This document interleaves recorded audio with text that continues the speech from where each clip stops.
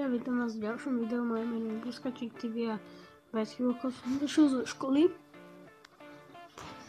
a ležím tu. Za chvíľku si pôjdem robiť úlohy. Možno pôjdem niekam s Peťom sa pobaviť niekam. Tak vlastne vidíte, jak nám porovnáte toto s týmto. Áno, dorastli mi vlasy. Vlásočky moje mi dorastli.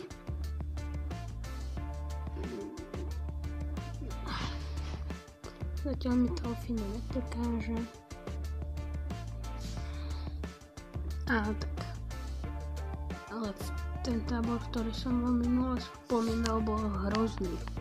Pozdravujem Robelo Petra.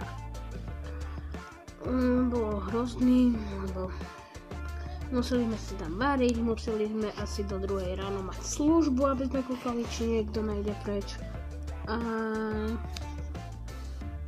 Tak, a teraz tá najnepríjemnejšia vec, ktorú sme tam nenávideli. Turistika.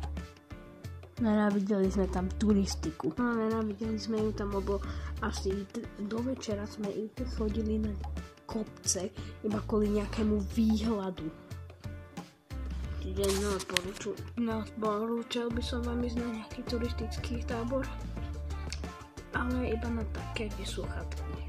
Lebo my sme spali v stanoch a náš stan bol celkom dokazený. Ok, to bude všetko z tohto vlogu. Ak sa vám páčilo, dajte like, odber, môžete zdieľať, aj komentár môžete napísať. A možno budem mať nové intro.